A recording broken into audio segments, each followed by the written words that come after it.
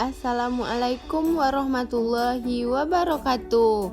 Perkenalkan, nama saya Putri Rahmadani dari Universitas Pahlawan kelas 2A.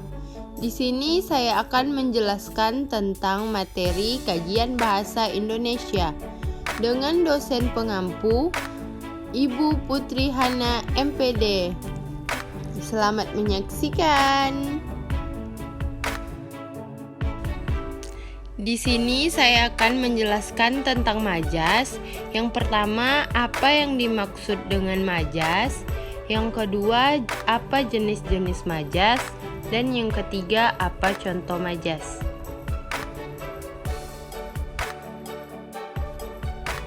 Satu, pengertian majas.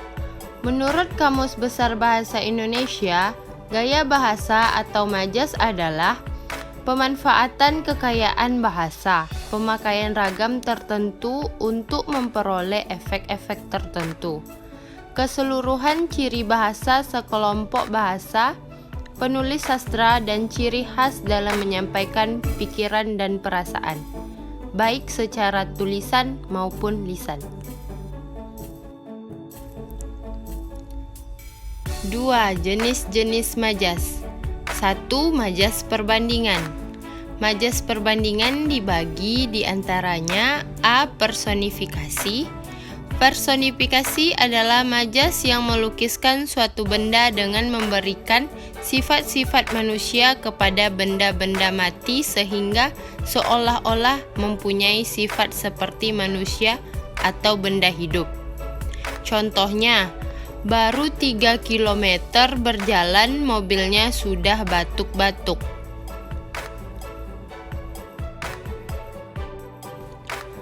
B. Depersonifikasi adalah majas yang menampilkan manusia sebagai binatang, benda-benda alam, atau benda lainnya. Contohnya, Hari tokoh partai X tidak disukai karena ia sering menjadi bunglon. C. Metafora. Majas ini analogi yang membandingkan dua hal secara langsung. Contohnya, Raja siang telah pergi ke peraduannya. Dewi malam telah keluar dari balik awan. D. Simil. Simil adalah perbandingan dua hal yang sengaja dianggap sama. Perbandingan itu secara eksplisit dijelaskan oleh pemakaian kata seperti sebagai, ibarat, umpama, bak, atau laksana. Contohnya, wajah ibu dan anak itu bagaikan pinang dibelah dua. E. Alegori. Alegori adalah majas perbandingan yang memperlihatkan suatu perbandingan utuh. Perbandingan itu membentuk kesatuan yang menyeluruh.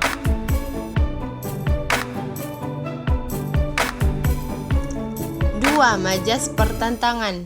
Majas pertentangan dibagi di antaranya A. Hiperbola adalah majas yang memperlihatkan sesuatu yang berlebih-lebihan jumlahnya, ukurannya, atau sifatnya. Contohnya, 3 tahun telah berlalu sejak meninggalnya kekasihku, namun tak sedetik pun wajahnya hilang dari ingatanku. B. Litotes. Litotes adalah majas yang melukiskan keadaan dengan kata-kata yang berlawanan, artinya dengan kenyataan yang sebenarnya guna merendahkan diri. Contoh, perjuangan kami hanyalah setitik air dalam samudra luas. C. Antitesis. Antitesis adalah majas pertentangan yang melukiskan sesuatu dengan menggunakan kata yang berlawanan arti.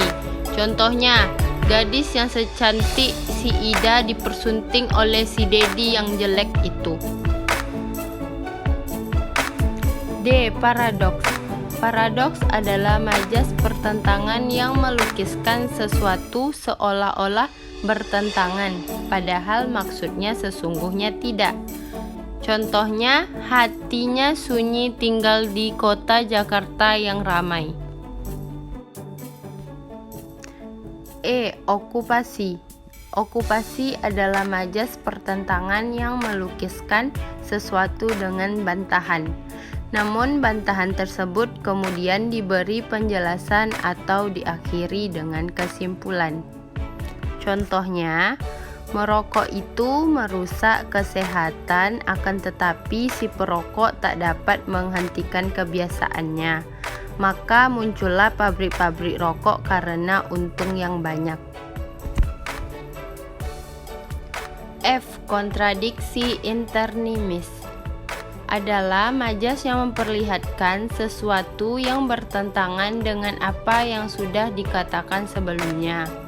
Contohnya, semua murid di kelas ini hadir, kecuali Hasan yang sedang ikut jambore.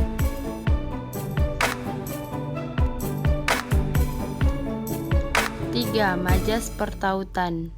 Majas pertautan dibagi di antaranya metonimia. Metonimia adalah gaya bahasa yang menggunakan nama barang atau merek dagang sebagai pengganti barang itu sendiri.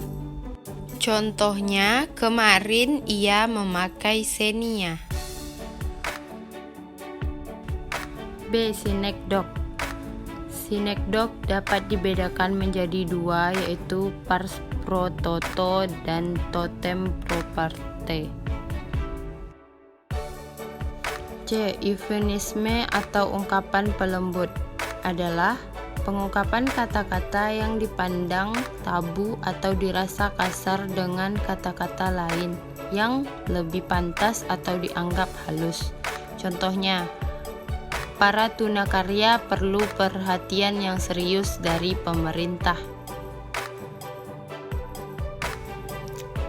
Alusi.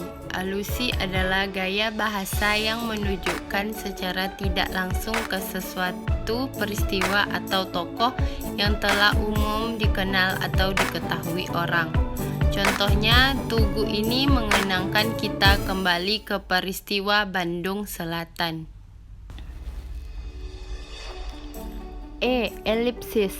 Elipsis adalah gaya bahasa yang di dalamnya terdapat penanggalan atau penghilangan salah satu atau beberapa unsur penting dari suatu konstruksi sintaksis.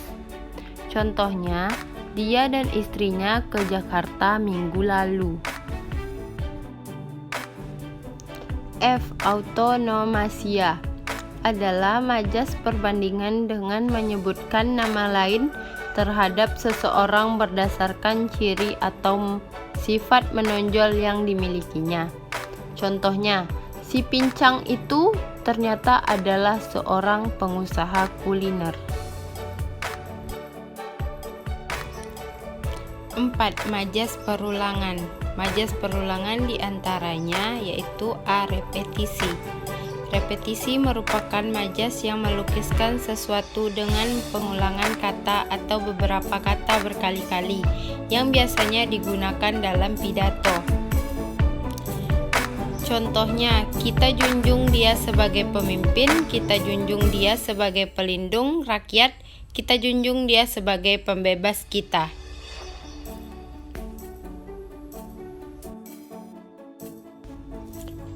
Paralelisme. Majas ini seperti repetisi tetapi dipakai dalam puisi. Paralelisme dibagi menjadi beberapa, yaitu anafora, epifora, simplok, dan mesodiplosis.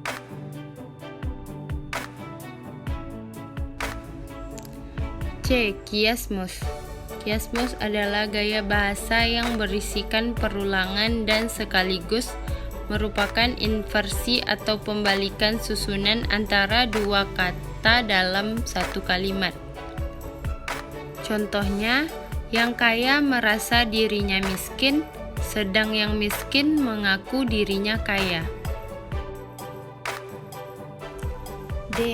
Aliterasi. Aliterasi sejenis majas yang memanfaatkan purwakanti atau pemakaian kata-kata yang permulaannya sama bunyinya. Contohnya, dara damba daku, datang dari danau.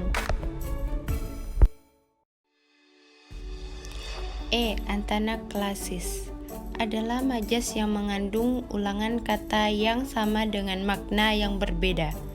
Contohnya, saya selalu membawa buah tangan kepada buah hati saya.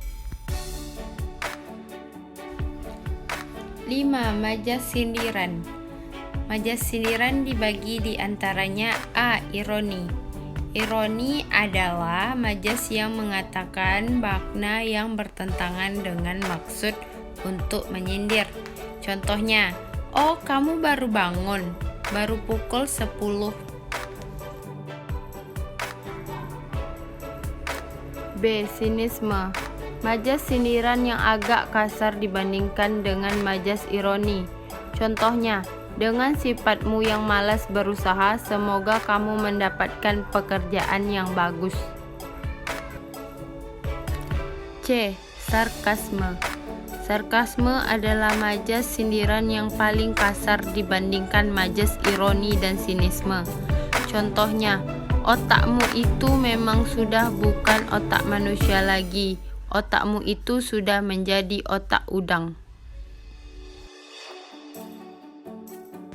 6. Majas penegasan. Majas penegasan dibagi di antaranya A. Pleonasme. Majas yang menggunakan kata-kata yang sebenarnya tidak perlu dikatakan lagi karena arti kata tersebut sudah terkandung dalam kata yang diterangkan. Contohnya, salju sudah mulai turun ke bawah. B. Klimaks. Majas yang menyatakan beberapa hal berturut-turut dengan menggunakan urutan kata-kata yang semakin lama semakin memuncak pengertiannya. Contohnya, semua usia dari anak-anak, remaja, dewasa, dan orang tua memenuhi arena pasar malam itu. C. Antiklimaks. Majas penegasan yang melukiskan sesuatu dengan menyatakan beberapa hal berturut-turut dengan menggunakan urutan kata-kata yang semakin lama semakin menurun pengertiannya. Contohnya, jangankan 1.000, 100 rupiah pun tak ada. D. Retoris. Majas penegasan dengan menggunakan kalimat tanya yang jawabannya sudah diketahui. Contohnya, mana mungkin orang mati hidup kembali? Sekian penjelasan dari saya. Apabila ada kesalahan atau pengucapan, mohon dimaafkan. Terima kasih. Assalamualaikum warahmatullahi wabarakatuh.